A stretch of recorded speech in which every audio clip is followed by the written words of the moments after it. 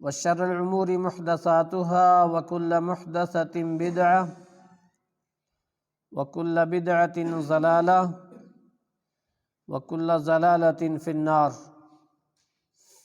أعوذ بالله من الشيطان الرجيم. بسم الله الرحمن الرحيم. يا أيها الناس اتقوا ربكم الذي خلقكم من نفس واحدة وخلق منها زوجها وبث منهما رجالا كثيرا ونساء واتقوا الله الذي تساءلون به والأرحام إن الله كان عليكم رقيبا. يا أيها الذين آمنوا اتقوا الله حق تقاته ولا تموتن إلا وأنتم مسلمون. يا أيها الذين آمنوا اتقوا الله وقولوا قولا سديدا يصلح لكم أعمالكم ويغفر لكم ذنوبكم ومن يطع الله ورسوله فقد فاز فوزا عظيما. وقال تعالى: يا أيها الناس كلوا مما في الأرض حلالا طيبا ولا تتبعوا خطوات الشيطان إنه لكم عدو مبين. وقال تعالى: فيه رجال يحبون أن يتطهروا والله يحب المطهرين. وقال النبي صلى الله عليه وسلم: إن الله طيب يحب الطيب نظيف يحب النظافة كريم يحب الكرم جواد يحب الجود فنظفوا أراه قال أفنيتكم ولا تشبهوا باليهود. ہر قسم کی تعریفات، توصیفات، کبریائی، بڑائی اللہ وحدہ لا شریک لہ لا قدبہ، جو رب العالمین ساری مخلوقات کا مربی ہے، تنہا عبادت کے لائق ہے. اس کی عبادت میں، اس کی صفات میں، اس کے افعال میں، اس کی توحید میں کسی بھی طرح سے کوئی اس کا شریک نہیں ہے. انگنت درود و سلام ہوں انبیاء علیہ الصلوۃ والسلام کی مقدسہ جماعت پر، خصوصاً اولو العزم پیغمبر، اور ان میں خصوصاً امام الانبیاء محبوب کبریا محمد مصطفیٰ صلی اللہ علیہ وسلم پر. حاضرین جمعہ، حقوق النبی صلی اللہ علیہ وسلم کے تعلق سے پچھلے خطبے آپ نے سنے. رسول اکرم صلی اللہ علیہ وسلم پر ایمان لانے کا تقاضا، رسول اکرم صلی اللہ علیہ وسلم کی اتباع، رسول اکرم صلی اللہ علیہ وسلم سے سچی محبت، مقام رسول صلی اللہ علیہ وسلم. اللہ تعالی ہم سب کو آپ صلی اللہ علیہ وسلم سے سچی محبت کرنے اور اس سچی محبت کا تقاضا اتباع رسول کرنے کی توفیق عطا فرمائے. انشاءاللہ اب خطبے توحید کے بعد سب سے افضل عبادت نماز. عبادتیں جتنی بھی ہیں، نماز سے افضل عبادت کوئی نہیں ہے. جس نماز کے بارے میں رسول اللہ صلی اللہ علیہ وسلم نے فرمایا قرۃ عینی فی الصلاۃ، نماز میری آنکھوں کی ٹھنڈک ہے، نماز میرے دل کا سکون ہے، نماز رب سے سرگوشی ہے، رب سے ہم کلامی ہے، سب سے افضل ترین عبادت ہے. اس عبادت سے پہلے جتنے بھی لوازمات ہیں، جتنی چیزیں نماز کے لیے ضروری قرار دی گئی ہیں، وہ طہارت سے لے کر سارے مسائل تک وہ بڑی اہم ہے، اور اس کی بھی ایک بڑی فضیلت ہے. تو انشاءاللہ مستقل اب موضوع ہوں گے وضو کے تعلق سے، وضو کا وضو کی فضیلت کیا ہے، وضو کے مسائل کیا ہیں، کن کن چیزوں سے وضو ٹوٹتا ہے، وضو کیسے کیا جائے، اس کا سنت نبوی طریقہ کیا ہے، پھر انشاءاللہ پوری نماز اور نماز کے بعد کے اذکار۔ اللہ تعالی ہم سب کو بغور سننے، سمجھنے اور اس کے مطابق عمل کرنے کی توفیق عطا فرمائے۔ آج خطبہ مسنونہ میں جو میں نے آیت کریمہ پڑھی، یا ایھا الناس کلوا مما فی الارض حلالا طیبا ولا تتبعوا خطوات الشیطان، ایمان والو روئے زمین پر حلال اور طیب چیزیں کھاؤ اور شیطان کے نقش قدم پہ نہ چلو، انہ لکم عدو مبین، یہ بڑا کھلا ہوا دشمن ہے۔ اللہ رب العالمین نے روزی کے تعلق سے، نماز کے تعلق سے، عبادات کے تعلق سے، توحید کے تعلق سے، نکاح کے تعلق سے، کوئی بھی چیز جب تک طیب نہیں ہوگی تب تک اللہ کے ہاں قبول نہیں ہوگی۔ توحید جب تک طیب نہیں ہوگی اللہ کے ہاں قبول نہیں ہوگی، نماز جب تک طیب نہیں ہوگی اللہ کے ہاں قبول نہیں ہوگی، وضو جب تک طیب نہیں ہوگا اللہ کے ہاں قبول نہیں ہوگا، صدقہ و خیرات جب تک طیب نہیں ہوگا اللہ کے ہاں قبول نہیں ہوگا۔ غرض ہے کہ کوئی بھی عبادت، قرآن مجید کی آیت ہے الیہ یصعد الکلم الطیب والعمل الصالح، پاک کلمات، طیب کلمات اور اعمال صالحہ اسی کی طرف چڑھتے ہیں۔ ہمارا کلمہ توحید، اس کا نام بھی کیا ہے؟ کلمہ طیبہ۔ اس کو طیب کیوں کہا؟ طیب کا معنی پاک۔ تو کلمہ جب تک طیب نہیں ہوگا قبول نہیں ہوگا۔ کس چیز سے طیب اور پاک ہونا چاہیے؟ توحید کو شرک سے پاک صاف ہونا چاہیے، روزی حرام چیز سے پاک صاف ہونی چاہیے، عبادات کسی بھی قسم کی آمیزش، کسی بھی قسم کا غیر شرعی طریقہ، اسے پاک صاف ہونے چاہیے، ریا سے پاک صاف ہونا چاہیے، غیر کے طریقے سے پاک صاف ہونا چاہیے، طریقہ نبوی ہونا چاہیے۔ کوئی بھی چیز جب تک طیب نہیں ہے تب تک قبول نہیں ہے۔ طہارت، صفائی ستھرائی، جس کو اسلام کے اندر ایک مستقل حصہ ہے، یعنی دین اسلام یہ دین طیب ہے، یہ پاک صاف دین ہے۔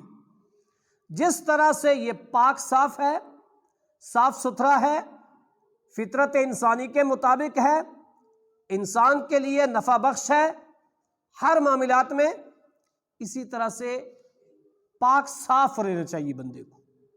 طہارت، اللہ تعالیٰ نے قرآن مجید کے اندر پاک صاف رہنے والوں کی تعریف کی ہے۔ جن لوگوں کی ظاہری اور باطنی صفائی ہے، صاف ستھرے ہیں، اللہ تعالیٰ نے ان کی تعریف بیان کی، ان لوگوں کا ذکر کیا کہ جو لوگ مسجد کے ارد گرد رہتے ہیں، مسجد نبوی کے ارد گرد رہتے ہیں۔ سورہ توبہ آیت نمبر 108 کے اندر فیہ رجال، یہاں ایسے لوگ بھی ہیں، یہاں اس کے ارد گرد ایسے صحابہ اکرام ہیں، ان کی صفات کیا بیان کی؟ فیہ رجال یحبون ان یتطہروا، یہاں وہ لوگ ہیں جو پاکی کو، صفائی کو، ستھرائی کو بہت پسند کرتے ہیں۔ واللہ یحب المطہرین، اور اللہ بھی صاف ستھرا رہنے والوں سے محبت کرتا ہے۔ جو لوگ صفائی کو پسند کرتے ہیں اللہ تعالیٰ ان کو پسند کرتا ہے۔ صفائی ستھرائی چاہے وہ ظاہری اور باطنی ہو۔ ظاہری اور باطنی کیا مطلب؟ ظاہری صفائی، انسان کا بدن صاف ستھرا ہونا چاہیے، انسان کے کپڑے صاف ستھرے ہونے چاہیے، انسان جس جگہ نماز پڑھے وہ جگہ صاف ستھری ہونی چاہیے، انسان کے گھر صاف ستھرے ہونے چاہیے، محلہ صاف ستھرا ہونا چاہیے۔ یہ ظاہری صفائی ہے۔ باطنی صفائی، انسان کا دل شرک سے دور ہونا چاہیے، انسان کے دل کے اندر بغض، غیبت، کینہ، برائی، حسد، ان چیزوں سے دور ہونا چاہیے۔ تو باطنی اور ظاہری دونوں صفائیاں شریعت اسلام نے دونوں کا مطالبہ کیا ہے کہ ایک مسلمان کو، ایک انسان کو صاف ستھرا ہونا چاہیے، اور پھر مسلمان کو اس کا ظاہر اور باطن دونوں پاک صاف ہونا چاہیے۔ جس طرح سے ہم ظاہری صفائی کو اپنا اولین مقصد سمجھتے ہیں اور صاف ستھرا رہتے ہیں، ایسے ہی ہمیں روحانی صفائی، دل کی صفائی، عقیدے کی صفائی، مسائل کی صفائی، فضائل کی صفائی صاف ستھری ہونی چاہیے۔ اس میں کسی قسم کا جھول، کسی قسم کا غیر شرعی طریقہ، کسی قسم کی آمیزش، اس کی کوئی ضرورت نہیں ہے۔ اس کو صاف ستھرا رکھنا ہے تو بالکل منہ عن، جیسے نبی پاک صلی اللہ علیہ وسلم نے حکم دیا اس کو ویسے رکھنا پڑے گا۔ اللہ رب العالمین نے قرآن مجید کے اندر جو دوسری وحی نازل کی، پہلی وحی اقرأ بسم ربک الذی خلق، اور اس کے کچھ وقفے کے بعد جو دوسری وحی آئی ہے، وہ وحی کسی عبادت کے حکم کے لیے نہیں، کسی اور چیز کے لیے نہیں، اس میں جو مین ٹارگیٹ، مین جس بات کا حکم دیا ہے وہ یہی ہے۔ اللہ رب العالمین نے نبی پاک صلی اللہ علیہ وسلم کو حکم دیا، قم فانذر وربک فکبر وثیابک فطہر، میرے نبی کھڑے ہو جائیے، لوگوں کو ڈرائیے، اور کیا کیجئے، وثیابک فطہر والرجز فہجر، اپنے کپڑوں کو پاک صاف رکھیے، وثیابک، اپنے کپڑوں کو پاک صاف رکھیے، والرجز فہجر، گندگی کو چھوڑ دیجئے، اس سے دوری اختیار کیجئے، اور کیا کیجئے، پاک صاف اپنے کپڑوں کو رکھیے۔ اللہ تعالیٰ نے اس بات کا حکم رسول اکرم صلی اللہ علیہ وسلم کو دے کر کے پوری امت کو مخاطب کیا ہے، آپ صلی اللہ علیہ وسلم کی ساری امت کو مخاطب کیا ہے، وَثِيَابَكَ فَطَهِّرْ، اپنے کپڑوں کو پاک رکھیے۔ لہذا قرآن مجید کی جو دوسری وحی ہے وہ صفائی ستھرائی کے تعلق سے، وہ پاکی کے تعلق سے، اس پاکی کو، اس صفائی ستھرائی کو ہر مسلمان کو اپنے لیے ضروری بنانا چاہیے اور صفائی ستھرائی کا خاص خیال رکھنا چاہیے۔ اللہ تعالیٰ نے قرآن مجید کے اندر ارشاد فرمایا، ان اللہ یحب التوابین ویحب المتطہرین، اللہ تعالیٰ توبہ کرنے والوں کو اور پاک صاف رہنے والوں کو پسند کرتا ہے، ان سے محبت کرتا ہے۔ توبہ الگ چیز ہے اور صفائی الگ چیز ہے، لیکن دونوں کو ایک جگہ جوڑا ہے۔ ان اللہ یحب التوابین، اللہ تعالیٰ توبہ کرنے والوں کو، استغفار کرنے والوں کو پسند کرتا ہے، اور وَيُحِبُّ الْمُتَطَهِّرِينَ، پاک صاف رہنے والوں کو پسند کرتا ہے۔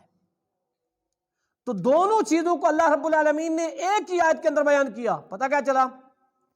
دل کی گندگی، شرک کی گندگی، یہ جتنی گندگیاں ہیں یہ دھلنے سے صاف نہیں ہوں گی، یہ توبہ سے ہوں گی، استغفار سے ہوں گی۔ جو بندہ استغفار کرتا ہے، توبہ کرتا ہے، اللہ سے معافی مانگتا ہے، شرک کو چھوڑتا ہے، بدعت کو چھوڑتا ہے، اللہ تعالیٰ اس کو پسند کرتا ہے۔ تو اگر ہمیں دل کی صفائی کرنی ہے، دل کو پاک صاف رکھنا ہے، روحانی صفائی کرنی ہے، تو کیا کرنا پڑے گا؟ شرک کو چھوڑنا پڑے گا، شرک سے توبہ اختیار کرنی پڑے گی، بدعت سے توبہ اختیار کرنی پڑے گی۔ لہذا نبی پاک صلی اللہ علیہ وسلم نے اس بات کا حکم بھی دیا، اور اللہ تعالیٰ نے قرآن میں بھی کہا، اللہ تعالیٰ توبہ کرنے والوں کو بہت پسند کرتا ہے۔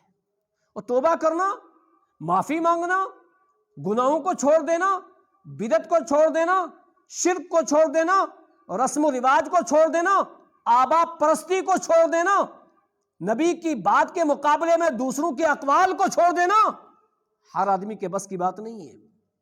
کیوں؟ سماج میں، ماحولیات میں، اخلاقیات میں لوگوں کے جو طور طریقے جس کو ملے وہی دین اور وہی صحیح، اس کو چھوڑنا بڑا مشکل ہوتا ہے۔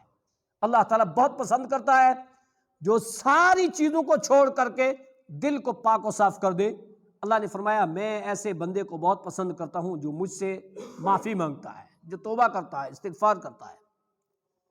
دوسرا وَيُحِبُّ الْمُتَطَہِّرِينَ، جو پاک صاف رہتا ہے، جو نماز پڑھنے سے پہلے اپنے کپڑے کی صفائی، اپنے جسم کی صفائی، اس جگہ کی صفائی، دل کی صفائی، ہر اعتبار سے پاک صاف رہتا ہے، اللہ اس کو پسند کرتا ہے۔ لہذا صفائی اسلام کا ایک خاص جز ہے، اسلام کا خاص حصہ ہے، جس کو بے شمار لوگ سمجھتے ہیں کہ نہیں یہ کوئی ضروری نہیں ہے۔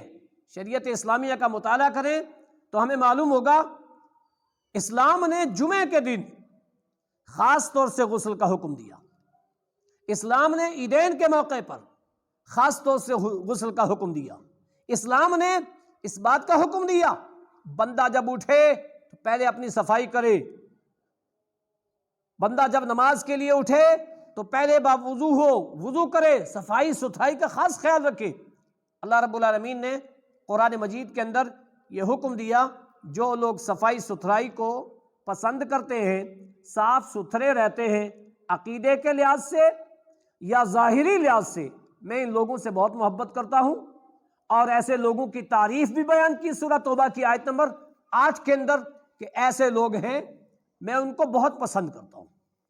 آئیے صفائی ستھرائی کے تعلق سے ہم حدیث سنتے ہیں کہ نبی پاک صلی اللہ علیہ وسلم نے صفائی ستھرائی کے تعلق سے کیا حکم دیا۔ حدیث اس طرح سے ان ابی موسیٰ الاشعری رضی اللہ عنہ قال قال رسول اللہ صلی اللہ علیہ وسلم الطہور شطر الایمان والحمد للہ تملأ المیزان وسبحان اللہ والحمد للہ تملأان ما بین السماوات والارض والصلاة نور والصبر ضیاء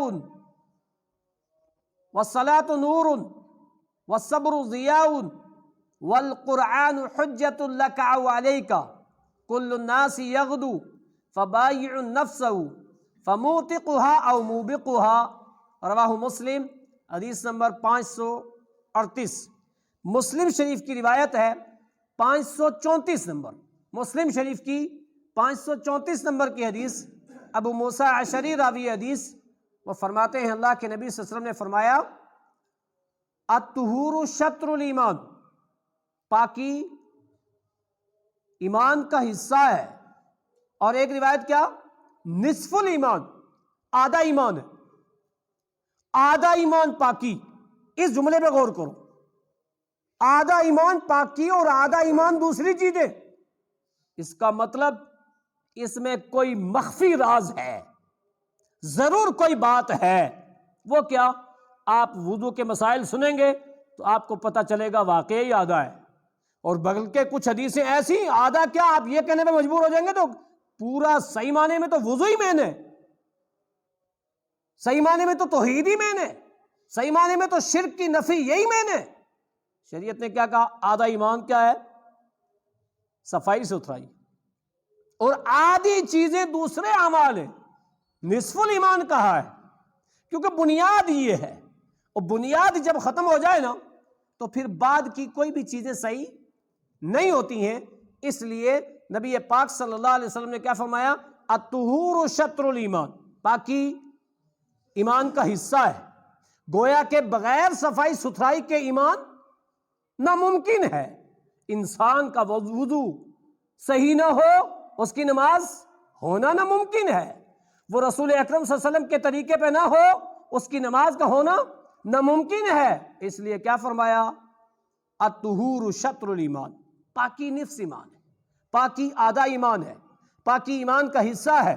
یہ مختلف الفاظ نبی پاک صلی اللہ علیہ وسلم کی احادیث مبارکہ کے اندر موجود ہیں، اور یہ شطر الایمان والا یہ روایت مسلم شریف 535 نمبر کی ہے۔ فرمایا پاکی نصف ایمان ہے، ایمان کا حصہ ہے۔ پھر فرمایا والحمد للہ تملأ المیزان، اور اللہ کی تعریف جو کرتا ہے نا، جو بندہ الحمدللہ کہتا ہے نا، اس سے میزان بھر جاتا ہے، اس سے میزان بھر جاتا ہے۔ اللہ اکبر، میزان کو بھرنا بہت بڑی بات ہوتی ہے۔ اور میزان سب سے زیادہ جس چیز سے بھرتا ہے وہ کیا ہے؟ الحمدللہ۔ الحمدللہ، ہر حال میں اللہ کا شکر، خوشی میں، غمی میں، مصیبت میں، تنگ دستی میں، ہر حالت میں الحمدللہ الحمدللہ۔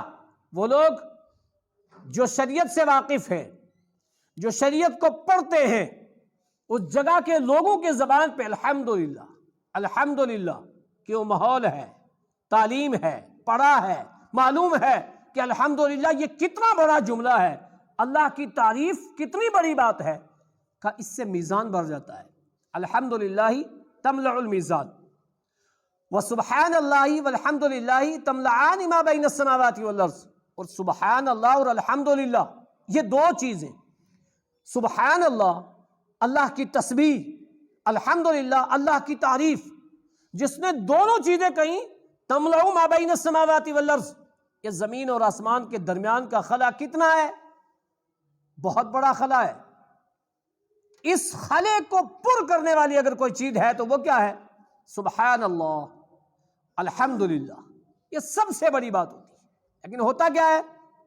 بندہ اتنا غلو کرتا ہے، شریعت کو نہ پڑھتا ہے، شریعت سے دوری اختیار کرتا ہے، تو تعریفیں کہیں اور چلی جاتی ہیں۔ جو تعریف رب کی کرنی تھی وہ کسی اور کی کرنے لگتا ہے، جو گن رب سے گانے تھے وہ کسی اور سے گانے لگتا ہے، لہذا تعریف بھی کم ہو جاتی ہے اور تسبیح بھی کم ہو جاتی ہے۔ اور تعریف اور تسبیح جس بندے نے روئے زمین پہ رہتے ہوئے کر لی، بندہ نیچے اتر رہا ہے، کہنا سبحان اللہ سبحان اللہ۔ کتنے لوگ ہیں جو چلتے ہوئے نیچے اترتے ہوئے کہتے ہیں سبحان اللہ؟ معمولی بات نہیں، اس کو کچھ نہیں سمجھتے لوگ۔ زینہ چڑھ رہے، چڑھائی چڑھ رہے، اللہ اکبر اللہ اکبر اللہ اکبر، یہ اذکار ہیں، یہ دعا بتائیں ہیں نبی پاک صلی اللہ علیہ وسلم نے۔ بندہ اپنی زبان سے ایسے الفاظ کہتا رہتا ہے نا، اللہ کے نبی نے فرمایا ما یقال لها بالا، اس کی کوئی پرواہ نہیں کرتا کہ میں نے کون سی بڑی نیکی کر لی، کون سی بڑی عبادت کر لی، کون سے بڑے اذکار کر لیے۔ لیکن ہوتا کیا ہے؟ اس وجہ سے اس کا درجہ بلند ہوتا ہے، اور بندہ کچھ باتیں زبان سے لغویات کی بکتا ہے، اس کو وہ گناہ سمجھتا ہی نہیں، گالی سمجھتا ہی نہیں، برا سمجھتا ہی نہیں ہے۔ کیا ہوتا ہے؟ اس کے گناہ بڑھتے رہتے ہیں، نیکیاں کم ہوتی رہتی ہیں، اس کی کوئی پرواہ نہیں کرتا کہ میں نے کیا کر لیا۔ لہذا جو بندہ سبحان اللہ الحمدللہ یہ دو چیزیں کرتا ہے، اللہ کی تعریف اور تسبیح، اللہ کے نبی صلی اللہ علیہ وسلم نے کیا فرمایا؟ یہ اتنی بڑی چیز ہے، اتنی وزنی چیز ہے، اتنی وسعت والی چیز ہے کہ یہ دونوں اذکار سے زمین اور آسمان کے درمیان کا خلا اگر بھرنا ہے تو کیا کرو؟ سبحان اللہ الحمدللہ کو۔ والصلاۃ نور، کہا نماز روشنی ہے، نماز حقیقت میں روشنی ہے۔ اب وہ نماز روشنی کون سی ہے؟ نماز نبوی، نبی اکرم صلی اللہ علیہ وسلم کے طریقے پیدا کی جانے والی، اوقات مفروضہ میں پڑھی جانے والی، قرآن اور حدیث جس بات کا مطالبہ جس نماز کے لیے کر رہے ہیں وہ نماز۔ نمازیں تو بہت ساری ہیں، نیکیاں تو بہت ساری ہیں۔ قرآن مجید نے کثرت نیکی کا نہیں کہا کہ کثرت سے نیکی کرو، قرآن نے کیا کہا؟ احسنوا عملا، اچھا عمل، کوالٹی چاہیے، کوانٹٹی نہیں چاہیے۔ یہاں کہتے ہیں کوانٹٹی کی ذکر کرتے ہیں، تم ہو ہی کتنے، مٹھی میں آ جاؤ۔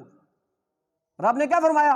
قلیل من عبادی الشکور، شکر گزار بندے تھوڑے، قلیل من عبادی المؤمنین، مومنین لوگ تھوڑے، وما یؤمن اکثرهم باللہ الا وهم مشرکون، اکثر لوگ دعویٰ ایمان کا کام مشرکانہ۔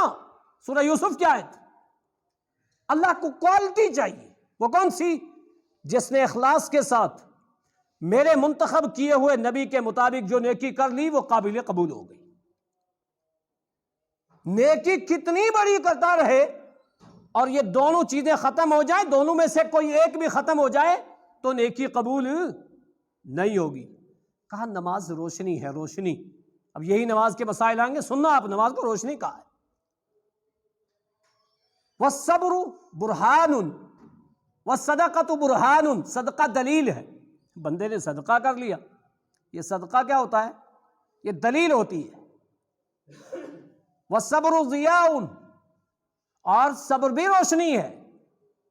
والقرآن حجۃ لک او علیک، لوگوں قرآن یا تو تمہارے خلاف حجت ہوگا یا تمہارے حق میں حجت ہوگا، دونوں میں سے کوئی ایک ہی بات ہوگا۔ کیا؟ قرآن یا تو تمہارے حق میں حجت بن کر کے آ جائے گا، سفارشی بن کر کے آ جائے گا تمہیں بچانے کے لیے، یا کیا ہوگا؟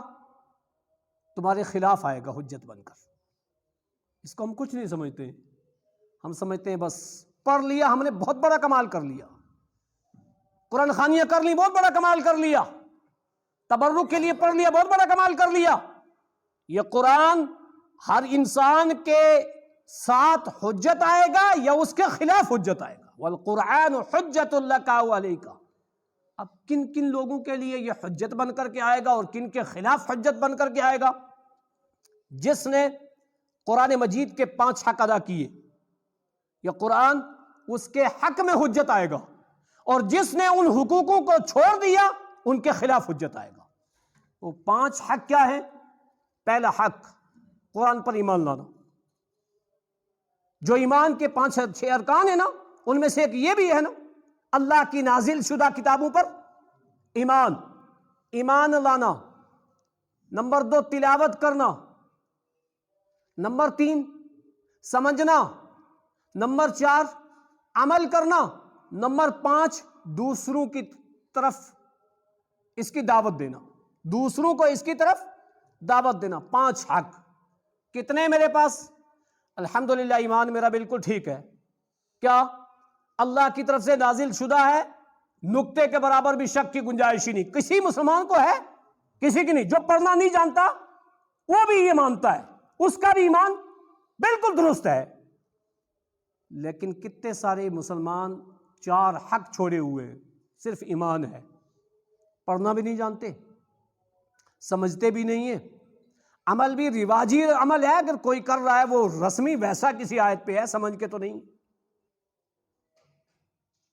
سمجھتا بھی نہیں ہے، عمل بھی نہیں ہے، دوسروں کو پہنچاتا بھی نہیں ہے۔ بولو نا 5 میں سے ایک حصہ پکڑے ہوئے، اور کیا سمجھے کامیابی مل جائے گی؟ تصل الذنوب الى الذنوب وترتجی درک الجنان بها وفوز العبد ونسیت ان اللہ اخرج آدم بذنب واحد۔ کہا ہے انسان تو صبح شام گناہ کر رہا ہے، دن بھی گناہ، رات بھی گناہ، صبح بھی شام بھی، ہمیشہ گناہ کر رہا ہے، اور سمجھتا ہے کہ جنت تو میری ہے۔ تجھے پتہ نہیں تیرا باپ آدم صرف ایک غلطی کی وجہ سے جنت سے نکالا تھا۔ کیا غلطی تھی؟ کہا تھا اس درخت سے نہیں کھانا، کھا لیا، جنت سے نکال دیا تھا نا۔ تو تم روزانہ گناہ کرو اور سوچو جنت میری، یہ تو سمجھو تمہارے باپ آدم کو ایک گناہ کی وجہ سے نکالا تھا۔ لہٰذا یہ قرآن، اس کے 5 حق ہیں، جس نے اس کو ادا کیا اس کے حق میں حجت بن کر کے آ جائے گا، اور جس نے اس پر عمل نہ کیا، اس کے مطابق زندگی نہ گزاری، اس کی تلاوت نہ کی، اس کو سمجھنے کی کوشش نہ کی، اس کی دعوت لوگوں کو نہ دی۔ معلوم ہے قرآن کیا چیز ہے؟ نبی، اپنے نبی کو اللہ نے سورہ قاف کی آخری آیت وَذَكِّرْ بِالْقُرْآنِ، میرے نبی لوگوں کو نصیحت کیجئے، کس سے؟ وَذَكِّرْ بِالْقُرْآنِ۔ ہم نے کیا کہا؟ نہیں یہ سلیبس ہے، یہ نچوڑ ہے، ہم نے نچوڑ نکالے، ہم نے نصیحت کے لیے کتابیں بنائی ہیں، الگ الگ سلیبس بنائے ہیں۔ نبی اللہ اپنے نبی سے کہہ رہا ہے وَذَكِّرْ بِالْقُرْآنِ، آپ قرآن کے ذریعے نصیحت کیجئے۔ ہم ممبر و محراب سے قرآن کے ذریعے نصیحت نہیں کرتے، عام گلی گلی ڈگر ڈگر میں کہاں کریں گے؟ کہ ذکر بالقرآن، قرآن کے 5 حق ادا کرو۔ نبی پاک نے فرمایا حجت اللہ کا، تمہارے حق میں حجت بن کر کے آ جائے گا۔ آؤ ہم اس کو صحیح معنی میں روزانہ اس کی تلاوت کریں، صحیح اس پر ایمان لائیں، اس کو سمجھنے کی کوشش کریں، اس کے مطابق عمل کریں، اور اس کی دعوت دوسروں کو دیں۔ فرمایا قرآن تمہارے حق میں حجت بن کر کے آ جائے گا، ورنہ کیا ہوگا؟ یہ تمہارے خلاف حجت بنے گا۔ وہ خطبے آپ نے شفاعت کے تعلق سے سنے جو نبی پاک صلی اللہ علیہ وسلم 3 مرتبہ سفارش کریں گے، لوگوں کو جہنم سے نکال کر کے جنت میں داخل کیا جائے گا، اور اس روایت کا آخری الفاظ کہ میرے رب اب تو جہنم میں وہی رک گئے ہیں جن کو قرآن نے روک دیا ہے۔ اور سورہ فرقان پڑھ کے دیکھو، وقال الرسول یا ربی ان قوم اتخذوا هذا القرآن مہجورا، رسول اکرم صلی اللہ علیہ وسلم کہیں گے یا ربی، اے میرے رب، ان قوم اتخذوا هذا القرآن مہجورا، یہ وہ لوگ ہیں جنہوں نے قرآن کے ساتھ ہجران کیا تھا۔ ہجران مطلب قرآن کو نہیں سمجھتے تھے، سائنس کو سمجھتے تھے، قرآن کو نہیں سمجھتے تھے، میتھمیٹکس کو سمجھتے تھے۔ واللہ ہم یہیں سے تو اندازہ لگائیں نا، تھوڑے سے اسکول لگنے لگ گئے تو کیا، مسجد میں مدرسے میں جب چاہیں تب بچے کو بھیجیں، نہیں ہمارے بچے کا اس ٹائم ٹیوشن ہے، اس ٹائم اسکول ہے، ہمارا بچہ اس ٹائم نہیں اس ٹائم آئے گا، اس ٹائم نہیں اس ٹائم آئے گا، اور نہیں مکتب کا ٹائم ہے کوئی بات نہیں، وہاں مت بھیجو، ٹیوشن مت چھوٹے، اسکول مت چھوٹے۔ والقرآن حجت اللہ کا علیک، اس بات پر غور کرنا کہیں قرآن ہمارے خلاف حجت بن کر کے نہ آئے۔ سورہ فرقان کی آیت کہ ان لوگوں نے ہجران کیا تھا، قرآن کو نہیں سمجھتے تھے، دوسروں کو سمجھتے تھے، قرآن پر عمل نہیں تھا، دوسری کتابوں پر عمل تھا، قرآن کا طریقہ لائف میں نہیں تھا، دوسرے طریقے تھے لائف میں، اخبار پڑھنے کا وقت تھا، تلاوت کا نہیں تھا، موبائل دیکھنے، میسج پڑھنے، سینڈ کرنے، سب چیز کا وقت تھا، قرآن کی ایک آیت نہیں سمجھ سکتے تھے۔ قرآن میں ہے نا وَلَمْ نُعَمِّرْكُمْ مَا يَتَذَكَّرُ فِيهِ مَنْ تَذَكَّرَ، رب العالمین پوچھے گا نا کل بروز قیامت، تجھے میں نے 70 سالہ زندگی نہیں دی، 80 سالہ زندگی نہیں دی، 40 سالہ زندگی نہیں دی، تو اس میں قرآن کو سمجھنا چاہتا سمجھ سکتا تھا نا؟ کیا کہے گا؟ بھول جائے گا، کہے گا لم يلبسوا الا عشیۃ او ضحاها۔ لہذا قرآن کو اپنے حق میں اگر حجت بنانا ہے تو گھروں سے قرآن کی تلاوت کی آواز آنی چاہیے، گھروں میں قرآن مجید کے سمجھنے کا ماحول بنائیے، مساجد میں قرآن مجید کے سمجھنے کا ماحول بنائیے۔ کیوں؟ یہ کتاب ہے جو وہاں آئے گی سفارشی بن کر کے، کوئی اور کتاب منبر رسول سے کہہ رہا ہوں کبھی نہیں آئے گی، قرآن ہی آئے گا۔ پھر کیا فرمایا حدیث کا آخری جملہ؟ کل الناس، ہر آدمی صبح کرتا ہے، فبائع نفسہ موبقها او موتقها، ہر آدمی جب صبح کرتا ہے نا تو کچھ اعمال کے ذریعہ سودا کرتا ہے، یا تو اس اعمال کے ذریعہ، جس عمل کے ذریعہ اس نے اپنا سودا کیا نا، ہلاک ہو جائے گا یا آزاد ہو جائے گا۔ بڑا پیارا جملہ ہے، ہر آدمی صبح کرتا ہے نا تو شام کرتا ہے، تو دن میں کچھ اعمال کے ذریعہ وہ جو سودا کرتا ہے اس عمل کی وجہ سے یا تو وہ ہلاک ہو گیا یا آزاد ہو گیا۔ کیا مطلب؟ آج صبح کی بندہ نکلا، صبح اٹھا، نماز پڑھی، تلاوت کی، رزق حلال، اچھی چیزیں، کیا ہوا؟ اپنے آپ کو جہنم سے آزاد کیا، اور صبح اٹھ کی نماز بھی نہیں فجر کی، وہ باہر گیا حرام کمائی، باہر گیا شرک، بدعت، قرآن و حدیث کے خلاف عمل تو کیے، ہوا کیا؟ ہلاک ہو گیا۔ ہر انسان روزانہ صبح شام کرتا ہے، یا وہ اپنے آپ کو ہلاک کرتا ہے، بدعمالی کر کے، شرک کر کے، گناہ کر کے، جرائم کر کے ہلاک و برباد ہوتا ہے، یا اعمال صالحہ کر کے، نیکیاں کر کے، اپنے نبی کی اتباع کر کے اگر وہ جہنم کا مستحق ہے تو جہنم سے آزاد ہوتا ہے۔ لہذا اس پوری روایت کے اندر بہت ساری چیزیں تھیں، لیکن مین جو موضوع سے متعلق وہ کیا؟ الطہور شطر الایمان، پاکی ایمان کا ایک حصہ ہے، لہذا اس پاکی کا، صفائی ستھرائی کا ہر انسان کو، خصوصاً مسلمان کو خیال رکھنا چاہیے۔ دوسری حدیث صفائی ستھرائی کے تعلق سے، حدیث اس طرح سے، عن عبداللہ بن عمر رضی اللہ عنہ قال سمعت رسول اللہ صلی اللہ علیہ وسلم یقول لا تقبل صلاة بغیر طہور ولا صدقۃ من غلول، رواہ مسلم۔ یہ مسلم شریف کی حدیث نمبر 534 اور 35 ہے دونوں۔ مسلم شریف کی روایت، لا تقبل الصلاۃ، نماز قبول نہیں ہوگی، بغیر طہور، بغیر پاکی کے۔ بولو نا، پاکی نہیں ہے تو نماز ہو جائے گی؟ کبھی نہیں ہوگی، آدھا ایمان کا ہے نا۔ تو پاکی، صفائی ستھرائی نماز کی قبولیت کے لیے یہ بھی ضروری ہے۔ وَلَا تُقْبَلُ صَدَقَةٌ مِّن غُلُولٍ، ناپاک مال، حرام سے کمایا ہوا مال، 2 نمبر سے کمایا ہوا مال، سود اور رشوت کا مال، اس کمائی سے چلے صدقہ کرنے. کمایا 2 نمبر سے اور کر رہا ہے صدقہ، دے رہا ہے، مسجد میں دے رہا ہے، مدارس میں دے رہا ہے، اسلام کی اشاعت میں، قبول ہوگا؟ کروڑوں میں ہو 1 روپے بھی نہیں ہو، وہ 0/0 ہے. نبی پاک نے فرمایا 2 نمبر کی کمائی، حرام کی کمائی، دھوکہ دڑی کی کمائی، سود کی کمائی، غلط کمائی، اس سے کوئی صدقہ کرے تو وہ صدقہ قبول نہیں ہوگا. بکرا حلال ہے نا؟ حلال ہے بالکل. چوری کر کے صدقہ کر دے کوئی، ہوگا صدقہ؟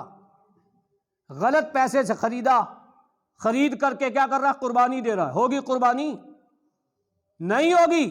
اندازہ لگاؤ نا اب اس حدیث کا کہ جس میں کہا نصف ایمان ہے پاکی، صفائی آدھا ایمان ہے، ایمان کا حصہ ہے. یہاں پہ بھی فرمایا نماز بغیر پاکی کے قبول نہیں ہوگی. نماز سے پہلے پاک صاف بدن، پاک صاف کپڑے، پاک صاف جگہ، پھر جو پاکی صفائی کے مسائل ہیں اس مسائل کے مطابق پاکی صفائی انتہائی ضروری ہے. ایک حدیث اور جو خطبہ مسنونہ کے بعد میں نے پڑھی، اللہ کے نبی صلی اللہ علیہ وسلم نے کیا فرمایا؟ ان اللہ طیب یحب الطیب. اللہ تعالیٰ پاک ہے اور پاک صاف رہنے والوں کو پسند کرتا ہے. اللہ تعالیٰ پاک ہے، ہر عیب سے پاک ہے. لیس کمثلہ شیء، اس کی مثل ہے ہی نہیں کوئی چیز، لہذا وہ پاک صاف رہنے والوں کو پسند کرتا ہے. یحب الطیب، وہ پاکی ظاہری ہو یا باطنی ہو، جس کے بارے میں ابھی آپ نے سنا، ان دونوں قسم کے لوگوں سے اللہ تعالیٰ بہت محبت کرتا ہے، ان کو پسند کرتا ہے. نظیف یحب النظافۃ، نظیف صاف ستھرا ہے، یحب النظافۃ، وہ نظافت کو، صفائی ستھرائی کو پسند کرتا ہے. جو صفائی ستھرائی کا خیال رکھتا ہے ظاہری و باطنی، اللہ تعالیٰ اس صاف ستھرے انسان، اس صاف ستھرے مرد اور عورت، اس کو اللہ تعالیٰ پسند کرتا ہے. تیسری چیز کریم یحب الکرم، اللہ تعالیٰ بزرگ ہے، کریم ہے، وہ کرم کرنے والوں کو پسند کرتا ہے. کوئی کسی پر کرم کرتا ہے، مہربانی کرتا ہے، رحم کرتا ہے، رحم کرنے والوں کو اللہ تعالیٰ پسند کرتا ہے. لہذا دوسروں پر رحم کرنا چاہیے، کرم کرنا چاہیے، اللہ اس کو پسند کرتا ہے. جواد یحب الجود، سخی ہے اللہ تعالیٰ، صفات ہے اللہ کی. جواد، اللہ سخی ہے. یحب الجود، سخی کو بہت پسند کرتا ہے. اللہ رب العالمین نے فرمایا لو ان اولکم آخرکم وانسکم وجنکم قاموا علی صعید، سارے جن اور سارے انسان ایک میدان میں جمع ہو جائیں، اپنی اپنی زبانوں میں سب مجھ سے مانگیں، میں سب کو دوں گا. اور سب کو دینے کے بعد میرے خزانے میں اتنی کمی نہیں آئے گی جتنی تم سوئی سمندر میں ڈال کے نکال دو. سخی ہے. اور جو سخی بندہ ہوتا ہے نا، اللہ اس کو بہت پسند کرتا ہے. ہماری سخاوتیں گھر کے سجاوٹ میں، گاڑیوں کے خریدنے میں، شادی بیاہ میں، رسم و رواج میں، اپنے بنا و سنگار میں، اپنے پہناوے میں، ہماری سخاوتیں نہیں ہیں تو مساجد کے لیے نہیں ہیں، ہماری سخاوتیں نہیں ہیں تو مدارس کے لیے نہیں ہیں، ہماری سخاوتیں نہیں ہیں تو گھر میں وہ تعلیم، وہ آلات لانے کے لیے نہیں ہیں جن سے قرآن سیکھا جائے. بخاری ہو، مسلم ہو، ترمذی ہو، ابو داود ہو، ان کی ترجمے والی کتابیں ہوں، نہیں ہے. کہاں ہے سخاوت ہماری؟ غیر شرعی کاموں میں، رسم و رواج میں، مغربیات کی تعلیمات میں. واللہ جس نے سخاوت دین کے لیے، دین کی نشر و اشاعت کے لیے، اللہ کے گھروں کی تعمیر کے لیے، ان کو آباد کرنے کے لیے، ان کے اندر قرآن و حدیث کا درس کے لیے، ہماری سخاوتیں یہاں ہونی چاہیے.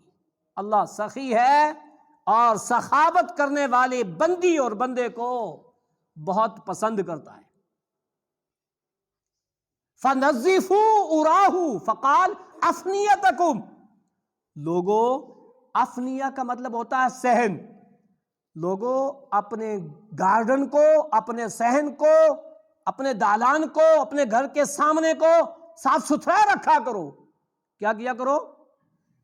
اچھا، افنیتکم کا لفظ صحن کا کہہ دیا، اس کا مطلب کیا؟ اندر اور زیادہ صاف ہونا چاہیے. لیکن بے شمار مسلمانوں کا ایریا گندگی کی وجہ سے پہچانا جاتا ہے. یہ دکھ اور افسوس کی بات ہے.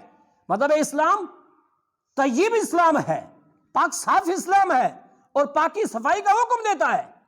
ہمارے محلے اسی چیز سے ناواقف ہیں اور وہی گندگی ہے.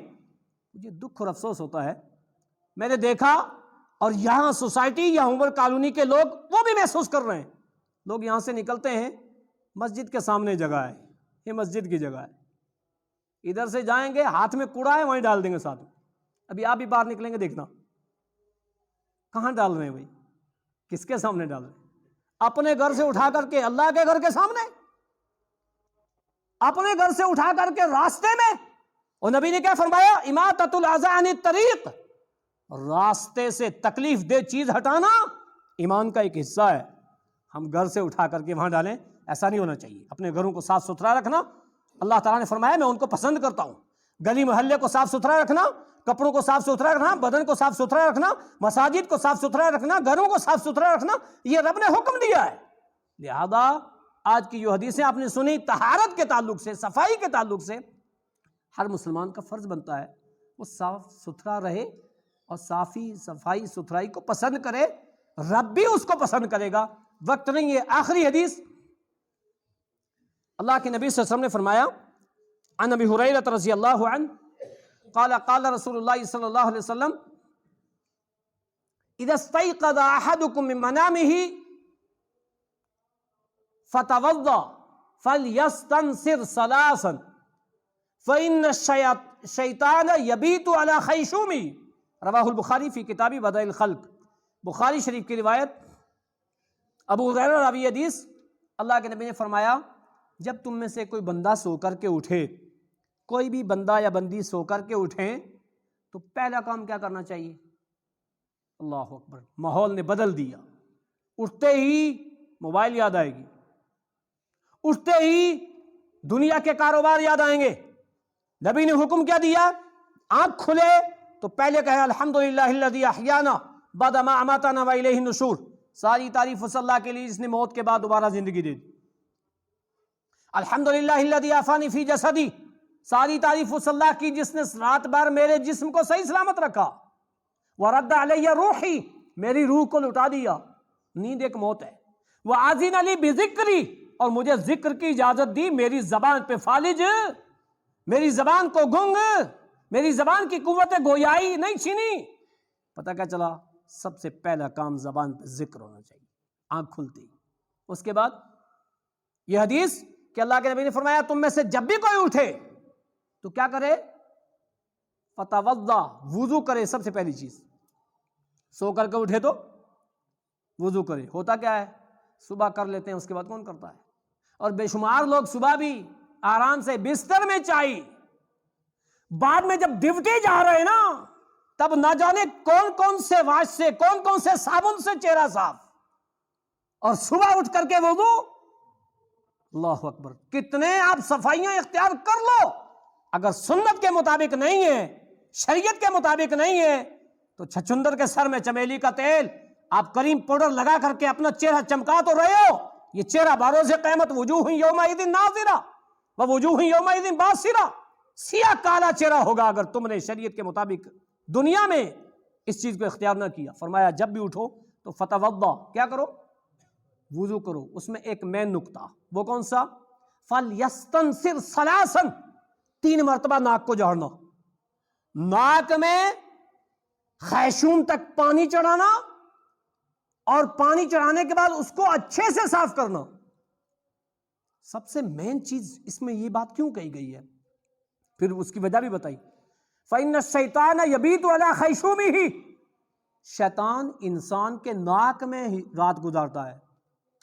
انسان جب سوتا ہے تو سب چیزیں بند ہو جاتی ہیں، کھلی کیا رہتی ہے؟ اس کا ناک. دیکھ رہے ہو کہاں آیا ہے؟ فَإِنَّ الشَّيْطَانَ يَبِيتُ عَلَى خَيْشُومِهِ، ناک میں رات گزارتا ہے. لہذا تم کیا کرو؟ اچھے سے جھاڑو اس کو. اچھے سے صاف کرو، اور جب سو کے اٹھو تو کیا کرو؟ مسواک کرو. لولا امتی لولا اشق علی امتی لامرت بالسواک مع کل صلاۃ. اگر میری امت کے لیے مشکل نہ ہو تو میں تو ہر نماز کے لیے ضروری قرار دوں کہ مسواک کرو. جاؤ ان دونوں حدیثوں کو آج طب کی لیبورٹری میں رکھ کر کے دیکھو، واللہ وہ چیزیں نکل کر کے آئیں گی کہ مسواک کے کتنے فوائد ہیں، ناک کو صاف کرنے کے کتنے فوائد ہیں. ایسا کیوں کہا گیا ہے؟ دماغ کی جتنی نسیں ہیں وہ اس کا تعلق ہوتا ہے اس سے، اور جب بندہ اس کو صاف نہیں کرتا ہے دماغ بھی گندا ہوتا ہے. نبی پاک صلی اللہ علیہ وسلم نے بہت پہلے کہا تھا. لہذا صفائی ستھرائی ہر اعتبار سے ظاہری اور باطنی اسلام کا حصہ ہے، آدھا ایمان ہے. ہر انسان کو، ہر مسلمان کو اس بات کا خیال رکھنا چاہیے. انشاءاللہ اگلا خطبہ وضو کی فضیلت، وضو کے مسائل اور پھر نماز کے تعلق سے اللہ تعالی ہم سب کو صحیح معنی میں بغور سننے اور قرآن و حدیث کے مطابق مجھے کہنے، آپ کو سننے اور اس کی تحقیق کر کے اس کے مطابق عمل کرنے کی توفیق عطا فرمائے. اس امید سے کہ انشاءاللہ آپ 12:30 سے پہلے آئیں گے تاکہ پوری باتیں آپ کی سمجھ میں آئیں گی. اللہ تعالیٰ مجھے اور آپ سب کو قرآن و حدیث کے مطابق چلنے کی توفیق عطا فرمائے. ربنا تقبل منا انک انت